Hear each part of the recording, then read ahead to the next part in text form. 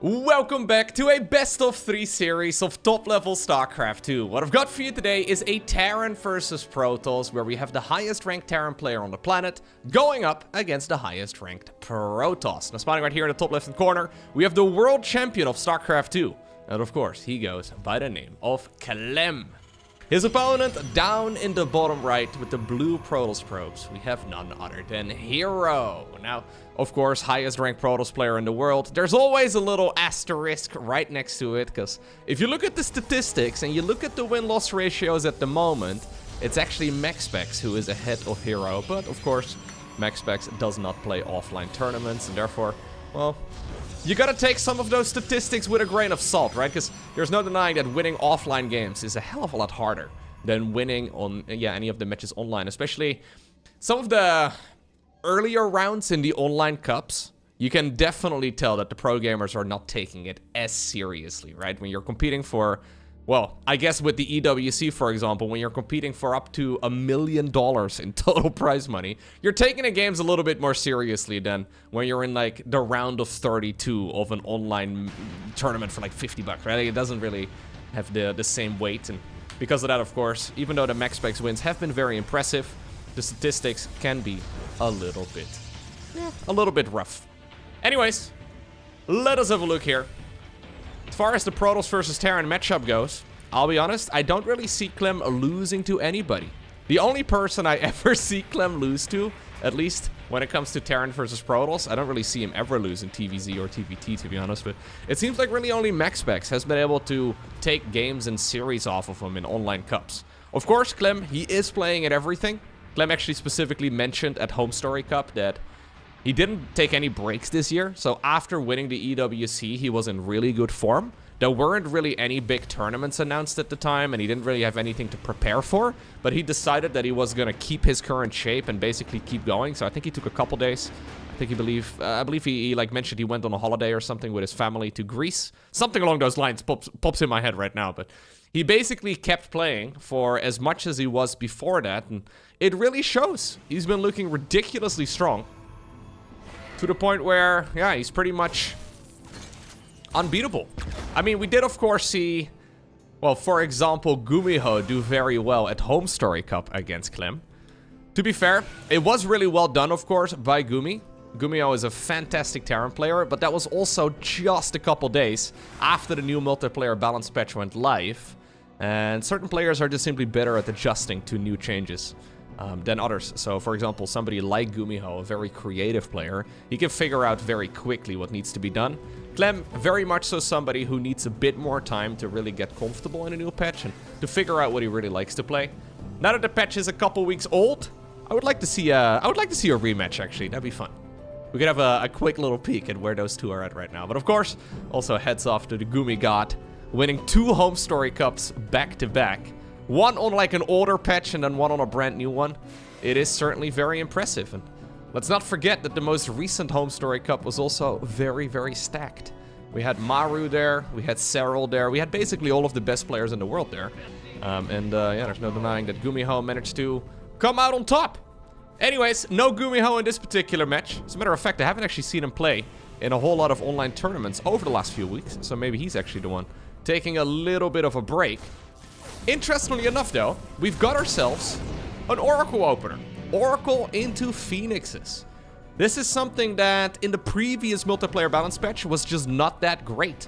The problem was that Cyclones would absolutely shut this sort of thing down. So if you're a Protoss player and you, in the previous patch at the very least, decided to go Stargate opener, you could just get hit in the face pretty easily.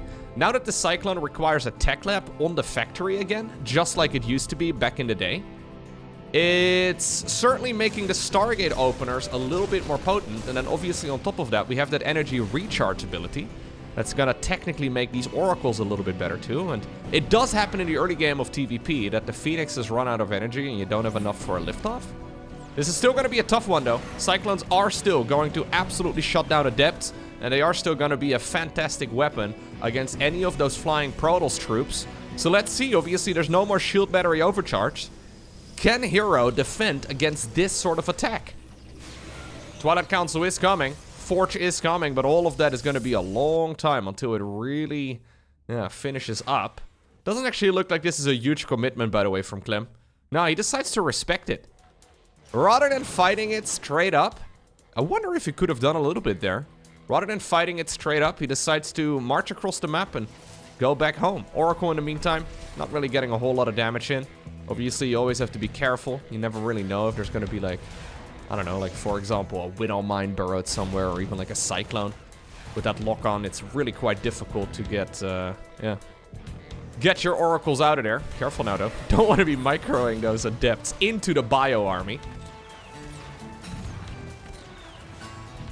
It should be, though, that the new patch, it should enable a little bit more Stargate play across the board. So far, so good. It's that survivability, right? That's kind of difficult. Did he just gun down one of his own units there almost? Viking seems to stay alive for now. Medevac did take a bit of a bruising as well. Ultimately, though, herO's transitioning route towards charge together with the +1 upgrade. And a whole lot of gateways. So no super quick third Nexus. Instead, he's decided to just face off against this 2-base Terran player by playing 2-base himself. Which usually is not the weapon of choice. Most of the time, Protoss players at this level, they decide to just go into another Nexus. And maybe they like playing the Gateway Man strategy, right? Where they do make a lot of Gateway units. This is herO really just making a handful of flying troops. So it's, well, 4 Phoenixes, which really is not that many. You can make quite a few more. He's slowly sprinkling in more. But rather than making another base, he's going up to 9 gateways. This is basically... Are we going to go 10 gates? I don't know if we can really afford it, but it's going to be hard to really... Can you overwhelm Terran with a push like this? There's already so many siege tanks. No bunker. I think Clem actually knows that this attack could be coming, but... Look at Jimmy over here, ready to take a bit of a charge. Well, here we go. There's enough Phoenixes to lift off the tanks. He decides to... Nah, I don't really like this, man. This is not gonna happen, is it? Quite a few SCVs are dying, I suppose, but that's the entirety of the Protoss army disappearing. A bunker would have sealed the deal? Oh, God. Okay. I didn't want to question herO's decision-making too much, because he seemed so confident, but yeah, that was not great. Next up, we find ourselves on King's Cove. Curious build right there from herO. I think it's one of those strategies that he's probably found some success with on the ladder. Playing it against some other Terran players, and well, whenever he shows up on their side of the map with his 9-gate all-in, he finds himself playing against somebody who doesn't have any siege tanks and who doesn't really have a whole lot ready to go, but Clem was just sort of sitting there. Clem didn't even make a bunker. Like, that's... I'm pretty sure he knew that attack was coming in, and he's like, nah, I'll be fine. On King's Cove, though, apparently we've decided to proxy a pylon. So I'm assuming we're gonna go and plant down a Stargate? I mean, it could be a robo, it could be a gateway, we could go for many things, really. It's a bit of a weird spot, though. Yeah, it is gonna be a Stargate. Shouldn't you be proxying it over here? This is so... I love the positioning of this, but I'm also scratching my head, man. This is such a herO move. This is so out in the open. If you were to put it over here, it's so much harder for the Terran player to find. And the distance... I mean, it's really not that much longer, right? I guess it's ever so slightly longer, but... Alright, well, here we go. This is one of those herO plays. The thing about herO's playstyle is that sometimes he is simultaneously Diamond League as well as a top-of-the-line Grandmaster. It's impressive. Lucky for Clem, he opened up with a double Reaper start, so he's actually going to be able to pump out Marines 2 at a time. Delaying the very first Reaper in favor of some faster production using a reactor. He could just go and kill this. The problem is, there's an Adept out, and that Adept is actually very critical, because if the Adept dies, there's a good chance that, well, Clem would start going a little bit more adventurously around the map. Now this Oracle is going to show up really quickly. Okay, eventually he is going to find out what's going on. Can he at least kill, yeah, one of the Adepts? Okay, fair enough. There's just not a lot of firepower. And this is something that's pretty tough, right? In the past, you could just make a Cyclone here. You'd be okay. Second Oracle, by the way, is being chrono boosted out as well. Despite the double Marine production, there's not a ton of anti-air. Now, Tech Lab is finishing, so eventually a Cyclone can come up. This Oracle is now out of energy. So far, this hasn't really been paid for. Only just now is when the Nexus is about halfway done. As soon as the Cyclone pops, this is all gonna be defended. Should you not be targeting SCVs here rather than Marines? I mean, the Cyclone must be coming. And so far, economically speaking, Clem is totally fine. His command center on the low ground is way quicker. Yeah, I'm not really loving this. There's those 2 Reapers from the early game also going across. I guess we can recall, so that's nice. Bringing that back home and giving it... Actually, I think he just flew it back home. Giving it some additional energy, though. Using that energy recharge ability. But now that Cyclones are out, life should be quite Oh! No way. Did we just... Sorry. Was that the new one? I backed up like 10 seconds in the replay. Did we just rally it in? Oh, no. Oh, no. Oh, the rally point wasn't reset. Okay. And just like that, everything has fallen flat on its face. 6 SCVs is decent and all, but obviously the command center has grown a little orbital command on top of itself. Mule production is going to be an absolute banger. Now, this is still kind of tough, though, because obviously those Cyclones can't be all in the same place at the same time. So Clem is going to be forced to run those SCVs around, but slowly but surely, he's going to be able to counter this. And any sort of, like, Phoenix follow-up that you might want to consider after this, as the Protoss player, it's just not really going to happen. Because if you want to make Phoenixes, you kind of have to continuously sprinkle them in. So rather than going into a Robo facility and then into, like, for example, a Robo Bay, so Stargate into Colossi, pretty popular. We're gonna instead follow this up with a, yeah, pretty delayed blink. Fair enough. Now, of course, this is a difficult game to read right now for Clem. How do you decide what you do from here? For the most part, I guess you don't really need to decide that much.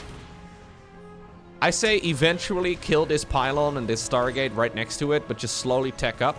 Get the stim pack, get the combat shields, get the +1 infantry attacks. Try to keep the ball rolling. herO's thinking the same thing, though. He realizes here that he is economically behind, of course. So he's decided to build a super quick third. Meaning that if at this point Clem goes across the map, Clem just straight up kills him. But there's about 0% chance that Clem is actually going to risk it. I mean, if he does right now. Oh, what a move out. I mean, the reason you don't really want to risk it is if the Protoss player sees this, these Oracles are going to zap away your entire mineral line. Okay, the Stasis Ward actually makes Clem retreat. Here's the Oracle still going in. And this is good. This is really nice right here for herO. Can we finish off these low... Oh, we didn't quite target fire down all of the low HP ones. So there's a couple of bruised units. Recall does complete on one of the Oracles, but I am not really loving this here from our Protoss player. I think he's in a fine position. This is actually quite playable, all things considered. But we've seen quite a few troops go down, mostly unnecessarily. I mean, Clem has been microing about as good as he could have. Can't really change a whole lot. herO's actually showing up right now with Blink. Keep in mind that Blink is actually kind of dangerous, and even though it's a strange follow-up from this position, it is still a really powerful weapon in the right hands. We'll probably see Clem move out as soon as he's got these important upgrades done. So, we already have Stimpack. No Medivacs though, so without Medivacs it's a little dangerous to use that ability. And obviously without combat shields in general, the Marines are just not that good. +1 infantry weapons, another really nice power spike. Here comes another Oracle. Dude, I feel like one Oracle in this game has done more than 3, but I mean, maybe that's the end of this one. Do we have Scan? We don't have Scan. Stalkers in the meantime, blinking around at the front, but 2 siege tanks are in a good position. There's a little welcoming committee up on the high ground as well. If Protoss decides to blink into the main base, that's going to be an easy pickup. In the meantime, though, we already have a 4th Nexus for herO. So herO is just doing this like full gateway style. We're just on 3 gas geysers, skipping the ones over in the natural, skipping the second one over at the 3rd. I don't think he's really going to be taking these until much later. We're essentially, yeah, slowly teching up, but it's really just mass gateway units for the time being. And speaking of which, there's currently a whole lot of Stalkers in. He did all army hotkey accidentally, I believe, that Oracle into that army, and quite quite a few of these units do end up going down. All oracles are dead. 3 stalkers have died. I feel like all of that could have been avoided. Maybe even the Stargate itself. Maybe the Stargate itself could have been avoided if we put it in a slightly more conservative position. It's a curious play though, right? To like open up with a proxy Stargate as we do have the medevac drop arriving. Okay, let's see. Can we actually get some damage done? I mean, good targeting right here on the medevac. Yeah, that medevac is not likely to make it out. Maybe this one will be able to escape, but 10 probes going down just like that is really nice for Clem. It's curious to me to build this the proxy Stargate in the most aggressive position possible, but at the same time, not really micro your oracles that much. Right? It feels weird. If we don't really care about the oracles, should we not be positioning the structure a little bit differently? I guess it's an all or nothing style right here from hero. Either we fully commit or we don't. Those are the options. Medevac drop once more coming in. The stasis wards have been killer, by the way. That one oracle, may he rest in peace, going in hard.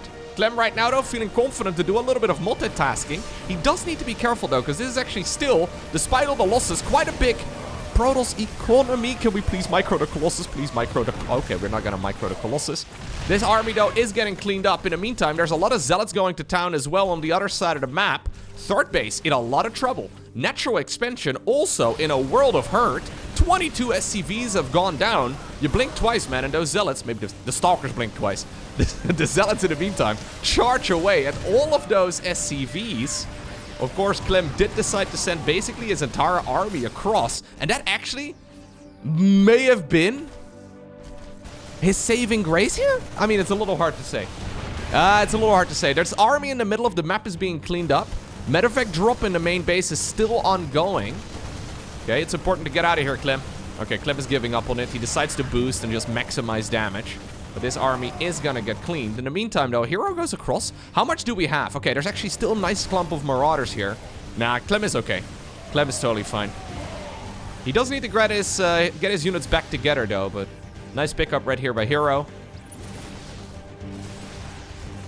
Hero does have a nice upgrade with the +2, but now that 1-1 is finishing right here for Clem, most of that has been nullified. As the dust settles, though, hero still has 4 base. Clem still has 3. Upgrade-wise, this is not a bad situation. Tech-wise, this is not a bad situation for hero. He does still have a Colossus. Extended thermal lens is gone as well. This is not that big of an army. The Terran army needs to come back home. Oh my god, Clem. Okay, Colossus not being microed. Stalkers and Zealots, though, going to town. Looks like the Colossus now is being sent to hunt down a couple of those SCVs. Stalkers have their eyes set right now on the Viking. Clem actually doesn't really have that many units anymore. He's been stimming as much as he possibly can, but that means that most of his units are actually relatively low in HP. The command center itself is in a world of trouble. Hero actually wins this game. In typical hero fashion, might I add. I love watching hero play, but man, can it be a bit of a roller coaster?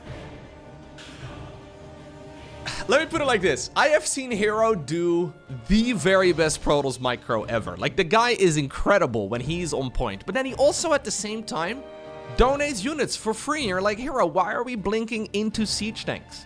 Why are we not controlling the Colossus? Like, why are we all army hotkeying the oracles forward and they just sort of die to Marines, right? There's a lot of little moments where you're like, God, hero, I want to be a fan, but you make it real hard sometimes. And then, at other opportunities, right? Like, when his strategic thinking comes in, he's pretty much second to none.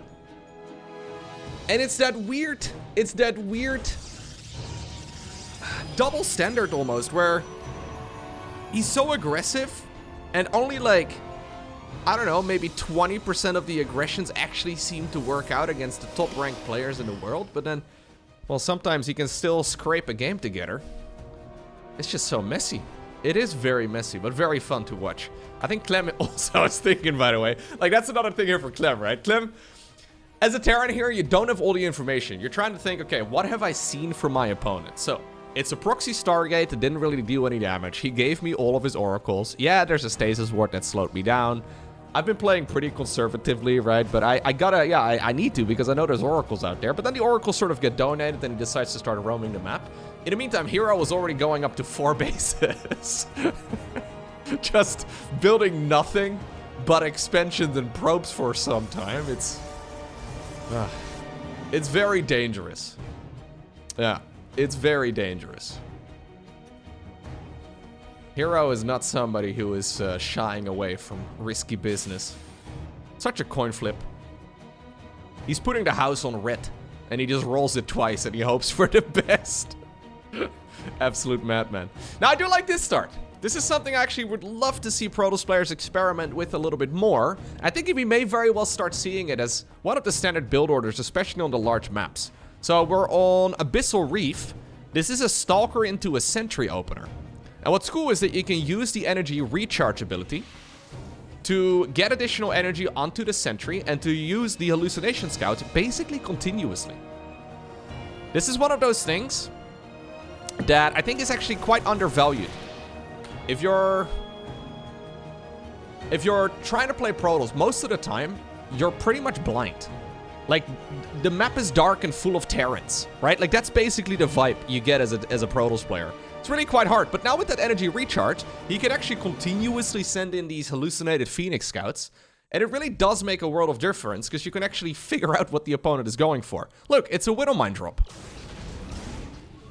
Rather than sitting there and trying to counter everything, which is what most of the Protoss builds are like, usually you have to be concerned about literally every single Terran opener. You can actually cross a bunch of the strats off of the list, and for example, go out into the map and see if you can intercept the medevac drop. If you can get the medevac, oh my god, any damage done at this point is massive. This is really, really nice right here for hero. It means that honestly, Clem might be better off retreating with this. Yeah, on the short maps, it's a little risky. Because the Sentry, obviously, I mean, I love you, dude, but you deal no damage. My favorite part about the Sentry is when they increased its damage in the most recent, or not the most recent balance patch, the patch before that, but only against units that have shields. The Sentry is really strong. Oh, hey, buddy. What's up, Shark Bro? Sentry is really good against other Protoss units. Pretty garbage against everything else, though. Alrighty, nice scouting right here for hero, and he essentially stopped this medevac drop dead in its tracks. Now, I say that. This is still hero, right? So far, so good. Oh, hey. What's up, Shark Bro? Anyways, he told me that he heard me telling the Sentry that I loved it. I love you too, Shark Bro. You need a little bit of positive reinforcement sometimes. It's okay. There's still a chance, this is what I'm trying to say, that hero is going to army hotkey all of his units away, and that life is going to get a little bit messy, and that we will still see the medevac going in and killing everything. But so far, so good. So far, so good right here for Protoss, who's now following this up with Templar Archives, and then also the good old charge. In the meantime, we have the Holy Trinity of Terran upgrades. For the stim pack, for the combat shields, for the +1 infantry weapons. Very beautiful right here from Clem, who's just trying to play the macro game. Yep. Not too much variety.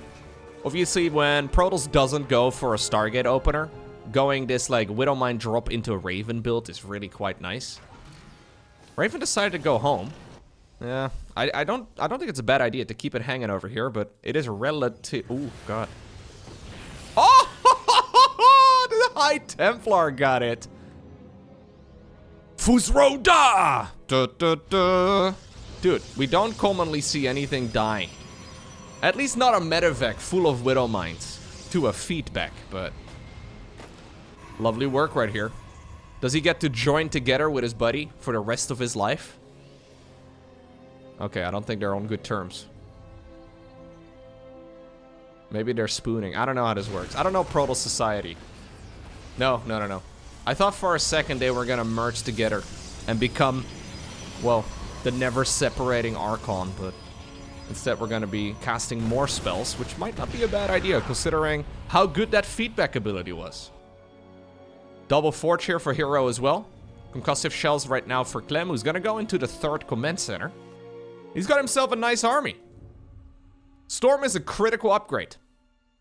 Lucky here for hero, though, he's got the correct time. That upgrade will finish in time for the attack. It's gonna be pretty tight, but should be okay. No prism out on the map to do any proper run-bys, though, although there is one right over here. It's gonna be carrying the warp prism. Okay. He's coming in with the flank. Oh, he wants to anyways. Clem being very conservative. He doesn't know what he's playing against, but he decides to... Oh, no, hero. Deep breaths, Lowko. Okay, well that was, yeah, that was his most prized possession. Yeah. Oh, we're force fielding in the same location right now, and suddenly this is all falling apart. Clem sees an opportunity and he grabs it with both hands. There is a giant Zealot run by in the middle of the map though. Like he's just running across the map. Little Widow Mine now floating to the surface as well. There's another Widow Mine set up over there. We had a bit of an all-army hotkey, so the Zealots were derping a bunch. Looks like the double supply depot over here for Clem is also showing that he did not have a great time macroing. And once again, Protos is coming in clutcher with the Zealot run-bys. Don't underestimate it, man. Imagine if we had 2 Templar. Like 2 High Templar and a plane flying in right now. Boom, boom. It would be so sick. Yeah. I think one day, somebody needs to, like, grab herO's keyboard and just rip out the all-army hotkey, right? By default, it's F2. Maybe he uses something else. But just rip it out of his keyboard, man. Don't make the man touch it, because he can hotkey. Like, he's hotkeying all the time. It's just that he, like...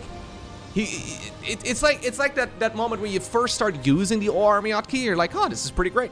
And then you never stop using it. It becomes like a crutch, right? You need to make sure you use it in the right positions. And I think sometimes the autopilot's just a little bit too much.